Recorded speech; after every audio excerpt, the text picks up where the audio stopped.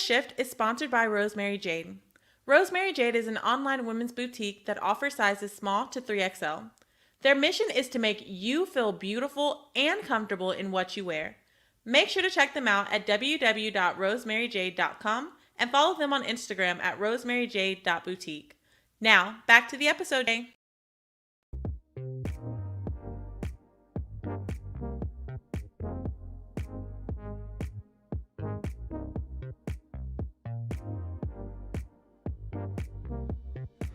Welcome to The Shift, a podcast here to help you adjust to the new. I'm your host, Camille. If this is your first time watching, be sure to subscribe to my YouTube channel, follow my Facebook page, and keep up with The Shift on Instagram. This podcast is here to help you get through anything, everything, all things new. Whether it means moving to a new city, starting a new career, getting through a new relationship, or even getting through new tough times such as anxiety and depression. So get ready, get set, and let's shift. See you guys soon. Hey everyone, welcome to The Shift, a podcast here to help you adjust to the new. As you all know, I'm your host, Camille, and we are continuing on with season 3, which is shifting out of shock. So as I've been talking about these past few weeks, this season is dedicated to helping people get through the pandemic, as well as things that happened before or during or after the pandemic, since we're kind of exiting it. But this is to help people get through rough times and situations in life. So perhaps you lost your job, maybe you lost a loved one, or maybe you realize you have depression, anxiety, PTSD, trauma, whatever it is that you're going through, that you feel like you're stuck.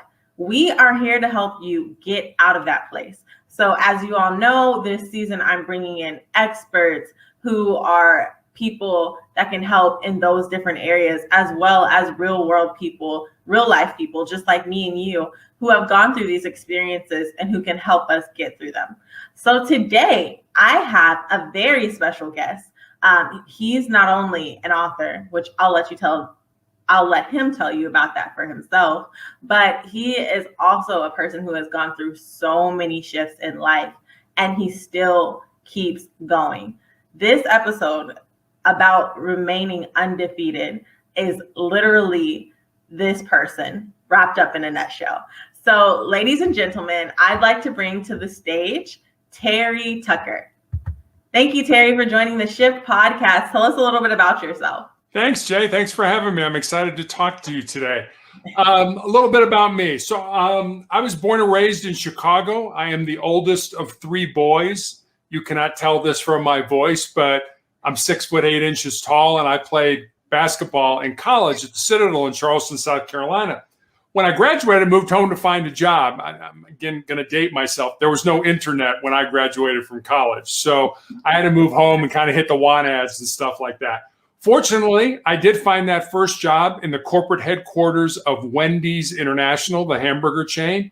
But unfortunately, I ended up living with my parents for the next 3.5 years as I helped my mom care for my father and my grandmother, who were both dying of different forms of cancer. In my professional career, I have, as I said, been a marketing executive. I was also a hospital administrator, a customer service manager. I was a police officer, and while I was a police officer, I was an undercover narcotics investigator and a SWAT Team Hostage Negotiator. Then I started a school security consulting business. I coached girls high school basketball. And then probably for the last 5 years or so, I've been a motivational speaker, published a book last year. But really for the last 9 years, I consider myself a cancer warrior. And then finally, my wife and I have been married for 27 years. We have one child, a daughter, obviously I said that, who is a graduate of the United States Air Force Academy and is a lieutenant in the newly formed branch of the military, the Space Force. So she's kind of in the ground floor of this new branch of the military, and it's pretty exciting. Wow, that's awesome, Terry. You have done so much, which, like you said, yes, sitting down, we cannot tell that you're 6'8". Wow, that's a lot. And then, listening to all the different roles that you've done in your life, as well as hearing about your family, your life is so full, and that's amazing. Thank you for sharing it with us.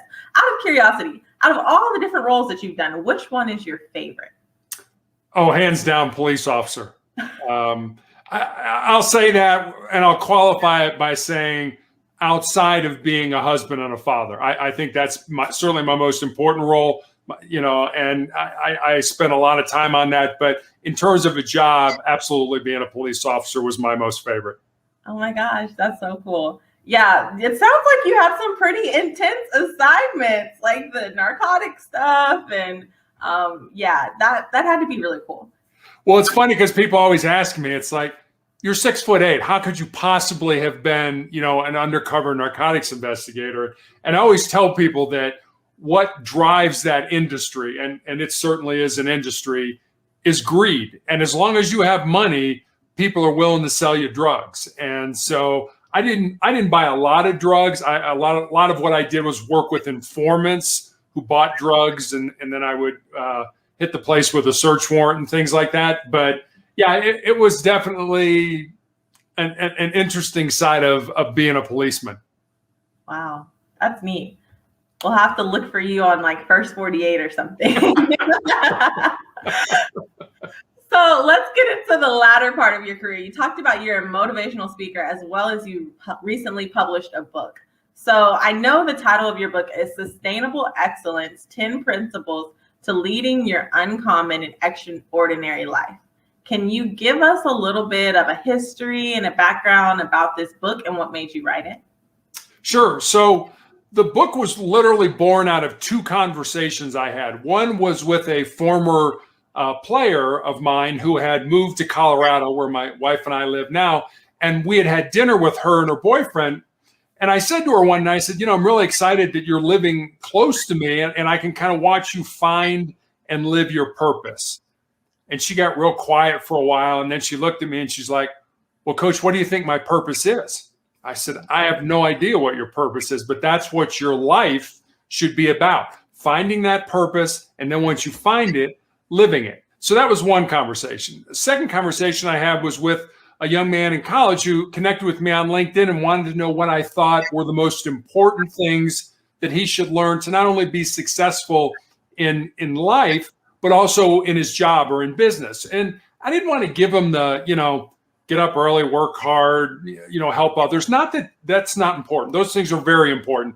But I wanted to kind of give him something deeper, something that maybe would resonate in his soul, so to speak.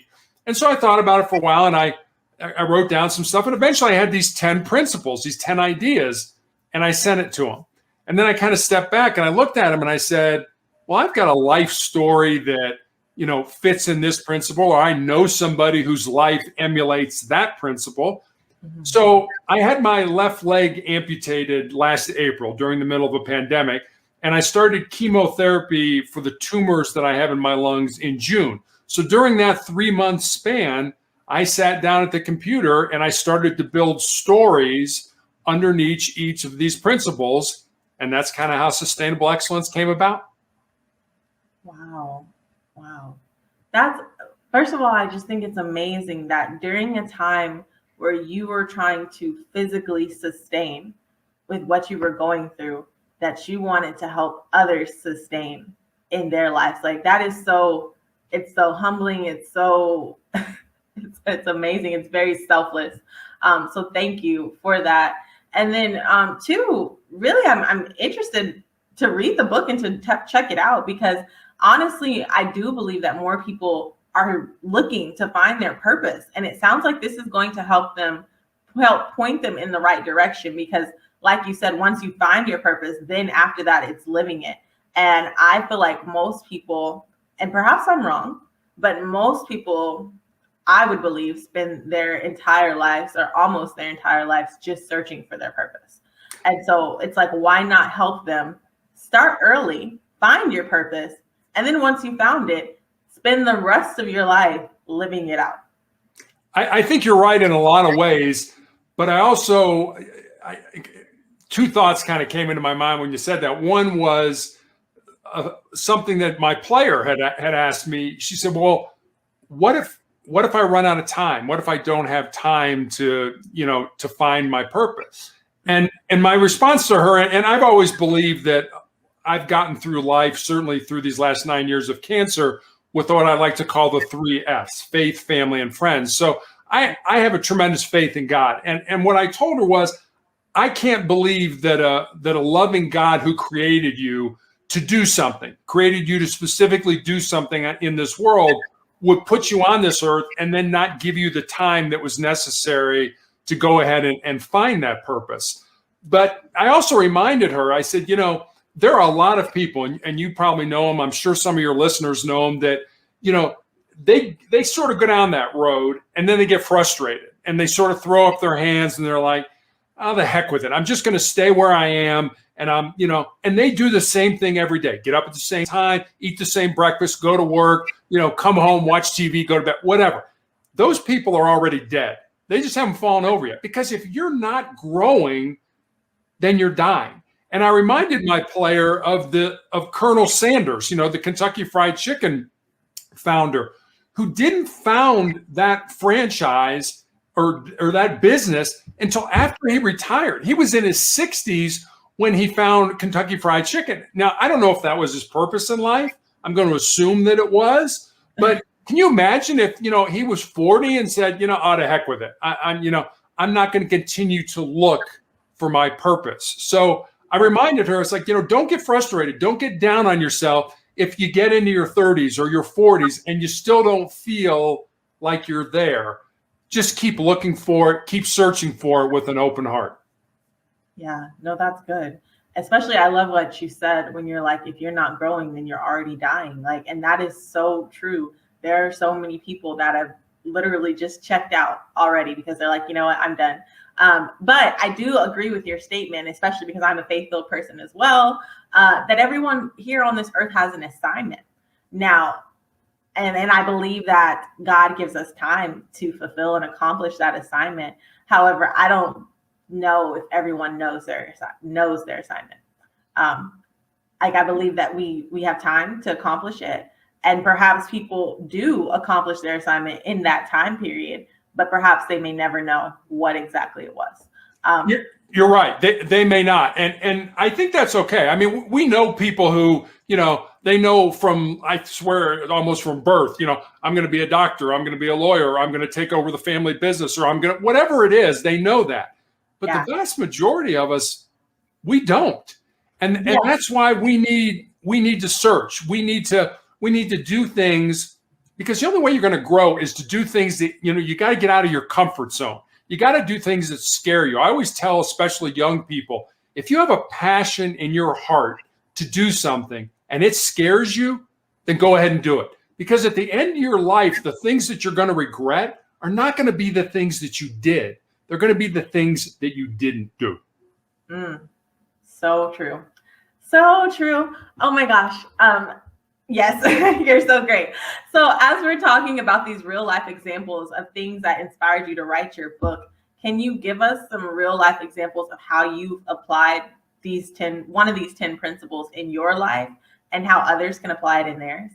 Sure. The principles are not in any particular order. Number one is not more important than, number 5 or anything like that. But the one that always kind of I like to talk about, because I'm guilty of it, if you want to use that word, is that most people think with their fears and their insecurities instead of using their minds. And I know I've done that. You've probably done that in your life. I want to do this, but it scares me. I'm frightened. So you know what? I'm not going to do it.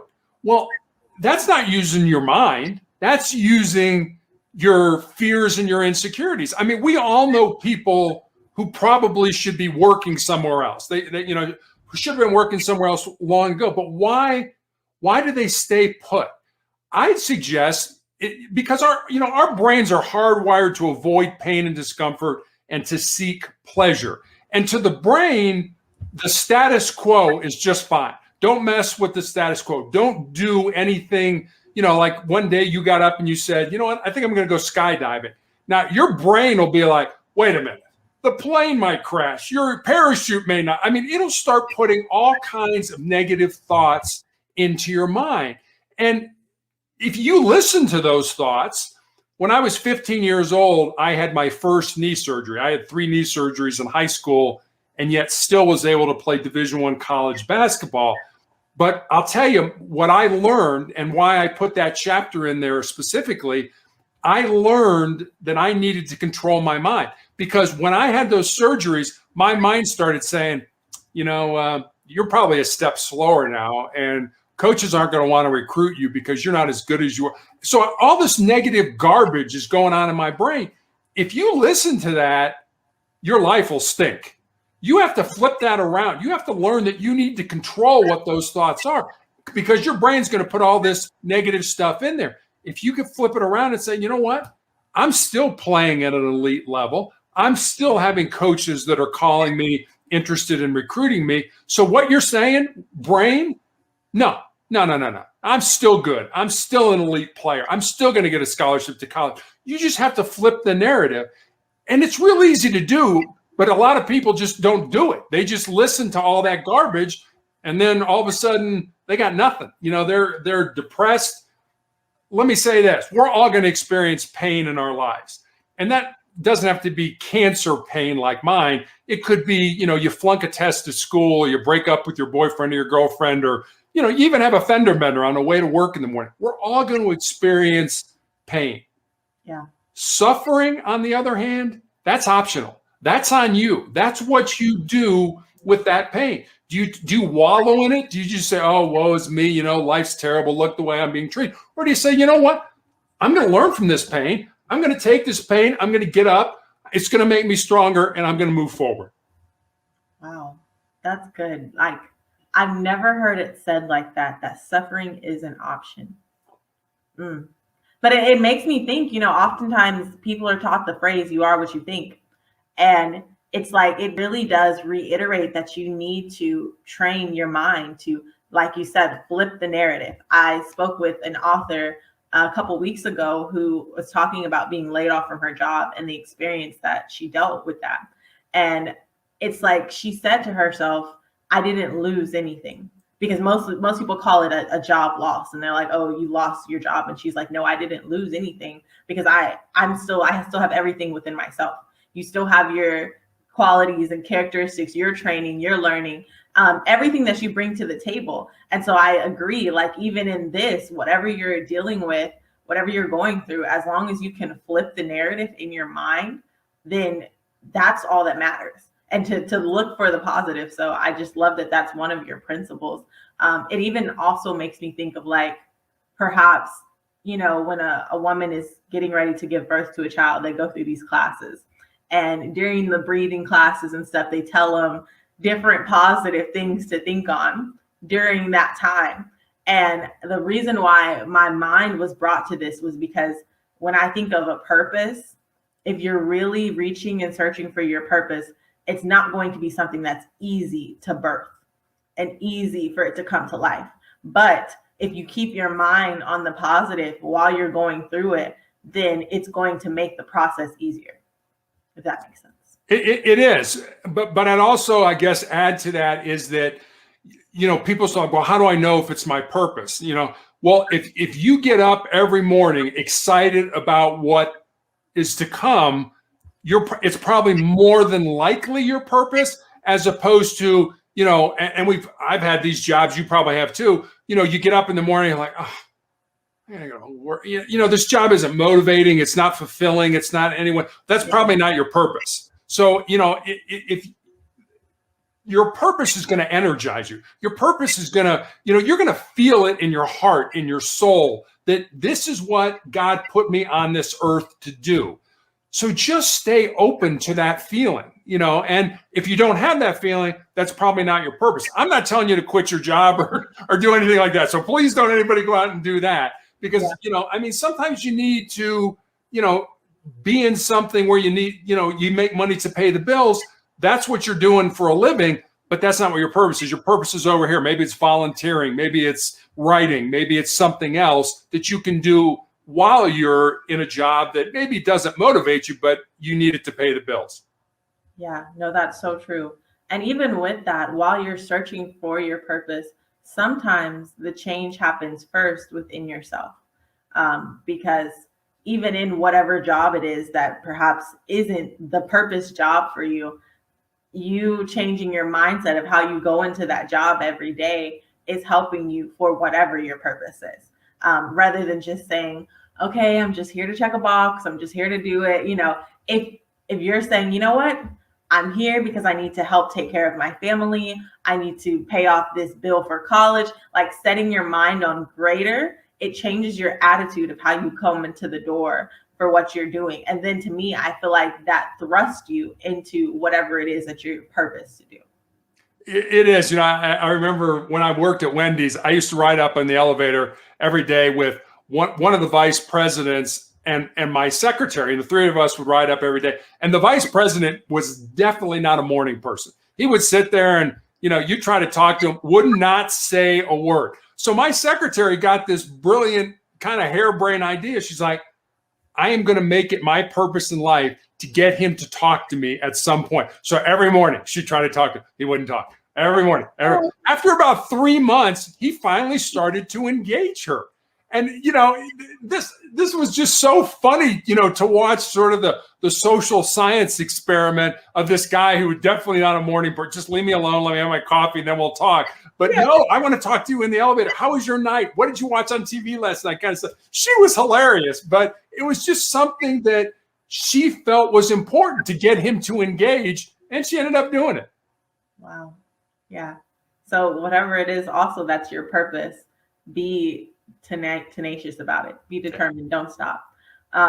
So with all that you've experienced, Terry, especially you talked about you're a cancer warrior. What drives you to keep going every day? Because like this podcast episode that we're doing is titled Remaining Undefeated. And because based on your story, once I talked to you, I was like, that's what we got to do. This is who you are, is someone who decides I'm not going to quit. I'm going to remain undefeated. And so being that's who you are, and that's what we want to encourage the listeners to be, what is it that drives you to keep going? Well, I think I alluded to it a little bit, certainly the 3 F's, faith, family, and friends. But I also have what I like to call my 4 truths. And these are just things that I use in addition to my faith to make decisions in my life, whether it's decisions about my cancer or decisions on what projects to take on and things like that. And I'll share those with you because they're just one sentence. And if I look down from time to time, I have them on a Post-it note. They're written on a Post-it note right here on my desk. And the first one is, we talked about it a little bit, you need to control your mind or it will control you. The second one is, you need to embrace the pain and the suffering that we all experience in life and use that to make you a stronger and more determined individual. The third one is kind of a looking forward, looking towards the end of your life. And this is the third one. What you leave behind is what you weave in the hearts of other people. And then the fourth one is pretty self-explanatory. As long as you don't quit, you can never be defeated. And I recently had one of my nurses, when I get my therapy, came to me one day and she said, Terry, this therapy is really taking its toll on you physically. And nobody would think anything less of you if you quit. You got off this drug and you quit. And I tried to explain to her the 4 truths. And I told her, I said, my doctor may take me off this trial or I may die on this trial, but I will never quit this trial because that's just not who I am. I mean, we're all going to experience, as I said before, we're all going to experience pain in our lives. But someday that pain is going to end. I mean, it may end because you have surgery. It may end because some medication comes out to help you, or it may end when you die. But if I quit, if I give up, I will always have that pain with me. So I'm just wired to the point where I'm not going to quit. I may die on this, and that's okay, because I think there are some things, that are worth dying for, but I'm definitely never going to quit this. Wow. Oh my gosh. That was, wow. So great. So moving. And I really appreciated you sharing your 4 truths, because I personally believe that's something I need to go back and relook and revisit and apply to my life. And I loved the futuristic one that, what you leave behind is what you weave into the hearts of others, because it's saying it's bigger than you. And even with the experience that you're going through right now with cancer and on your trials and this research, it's like it's bigger than you. So like you said, some things are worth dying for. So if it's if it's successful, then everything will work as it should and you'll still be here and everything will be great. But even if it's not, the research is going to help the lives of other people. And it's like you decided that's worth staying for. That's worth not quitting over. And that's awesome that you even just think bigger and greater than yourself. Thank you. Yeah, this isn't, and I don't want your audience to think that I have all the answers. I don't. I mean, there's no S on my chest. There's no cape. I don't wear a cape or anything like that. Do I get down? Yeah. Do I cry? Yeah. Do I have bad days? Absolutely. But I just choose not to stay there. And everybody has those days, but it's your choice whether you want to stay in that ugliness, in that mess, in that garbage, or whether you want to take from that and learn something. When you talked earlier about, finding your purpose, and I look at it this way, if say you want to start a business, well, you go back to one of the chapters of my book, thinking with their fears and insecurities. Oh, what if the business fails? Okay, yeah, there's a lot of things that could happen, but I look at it as only two things can happen. One, you could win. Your business could be successful, or two, you can learn. And people are like, no. You win or you lose. Like, no, you win or you learn. Did you learn something from that business, even if it failed? Yes, I did. Okay. Can you take what you learned and start another business and maybe be successful, or start something else that you learn from that quote unquote failure or that loss, and then take that and apply it and turn it into something positive? Again, it's all about controlling what the narrative is in your head. So go ahead and do it.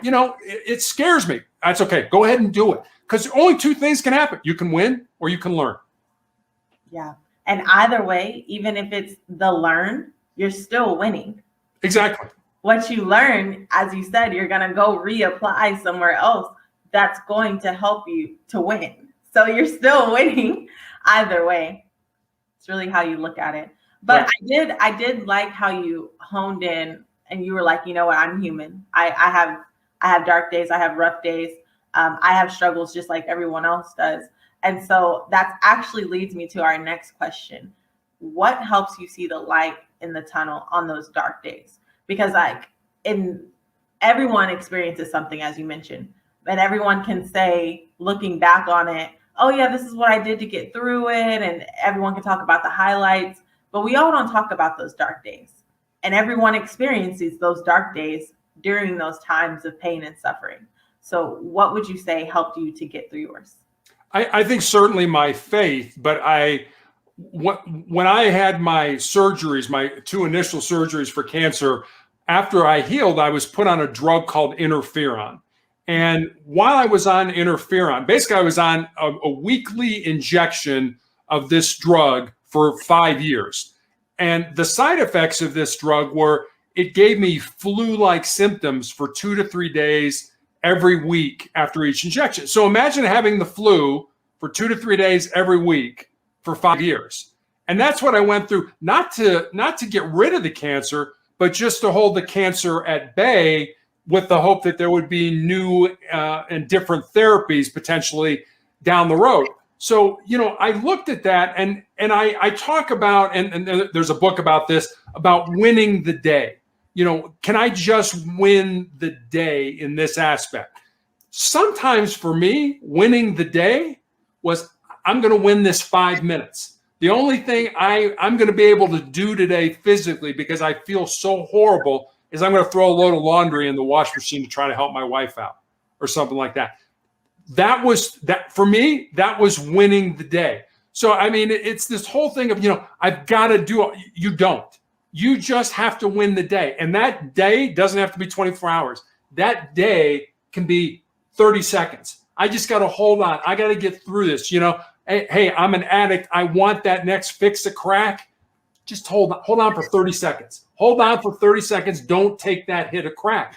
That's what I tried to do. I tried to win the day. And that's, again, goes back to shifting the narrative in your mind. What are you telling yourself? I can do this. This sucks. It's horrible. I'm throwing up. I've got diarrhea. I feel like crap. I have the chills. All that stuff. Just hang on. Just tie a knot in the end of your rope and hang on. And I remember a time after this drug was stopped, and before I had my foot amputated, before I had my leg amputated, I was put on a drug that did nothing to the cancer, but was hopefully going to rev up my immune system. It didn't, and that's why I had my foot amputated. But while I was on it, it gave me all kinds of different side effects. Until one night, I thought I was having a heart attack. I woke up in the middle of the night with pressure and couldn't breathe.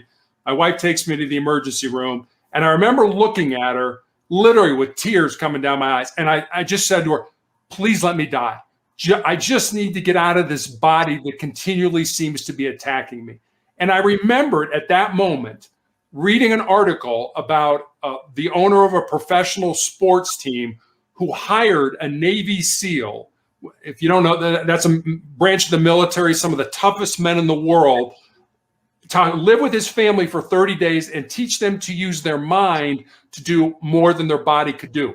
And one of the things he taught them was the 40% rule. And the 40% rule says, if you're done, you think you're at the end of your rope, you're only at 40% of your maximum, and you still have another 60% left to give to yourself. And I remember kind of going inside myself with all these doctors and nurses running around doing all this stuff and just telling myself, no, you're not done. You don't want to die. You need to keep going.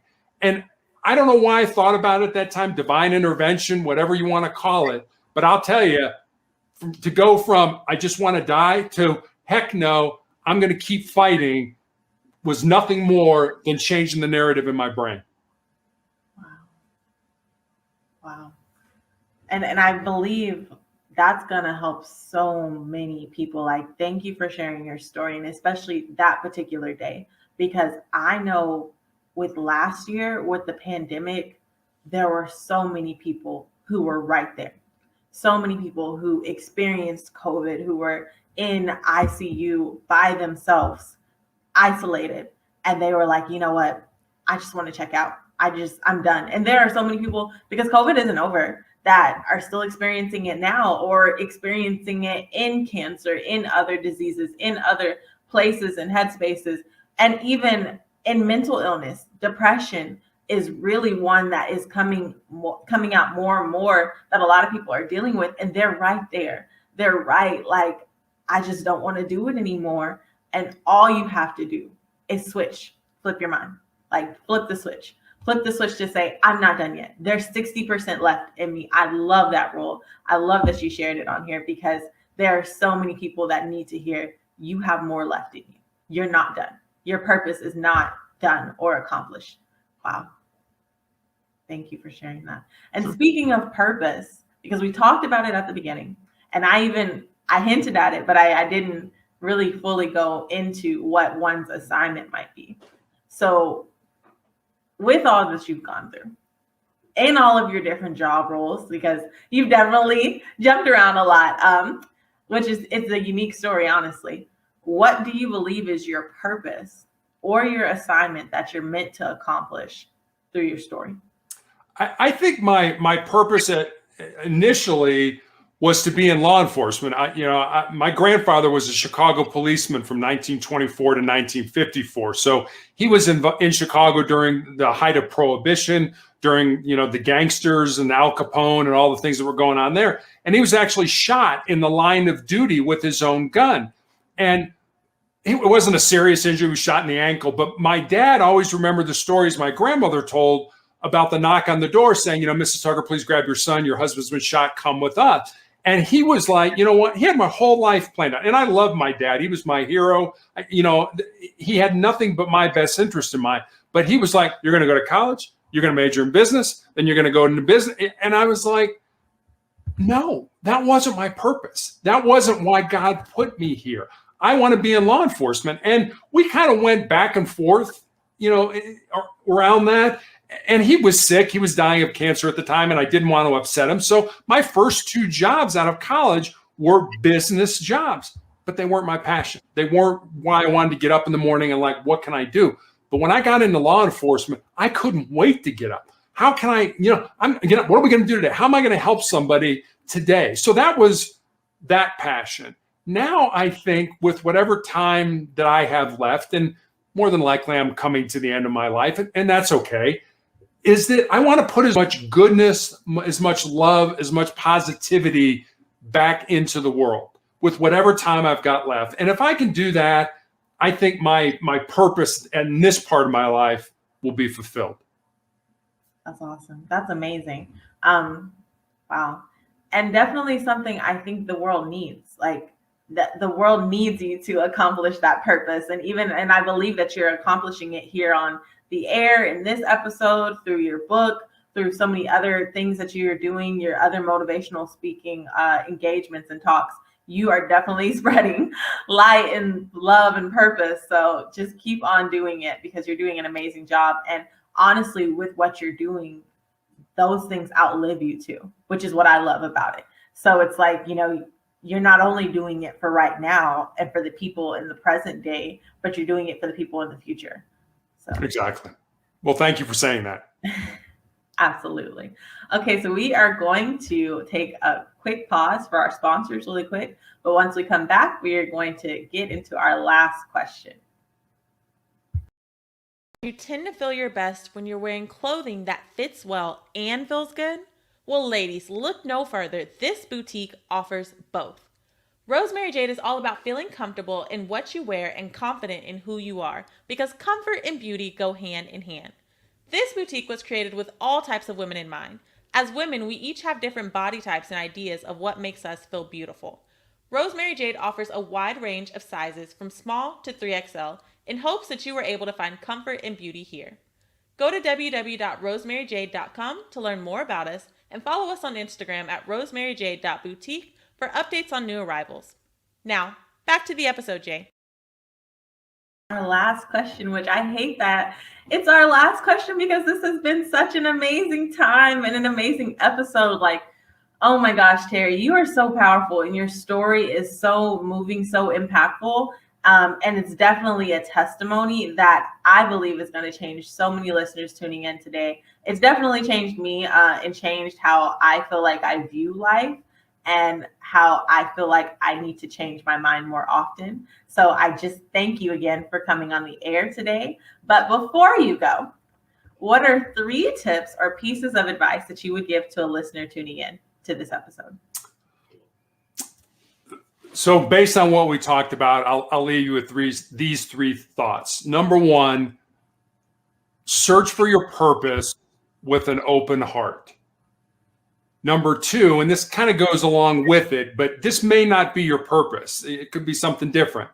Find something in this world, something in your life that you would be willing to die for, and give your life to that purpose, to that idea, to whatever that is. And then number 3, and this kind of goes back to what we're talking about, winning and losing. To know how to win, you first have to know how to lose. And to know how to lose, you first have to know who you are. Wow. That one's good. That one's deep. All of them are deep. Oh my gosh. Well, thank you. Thank you, Terry.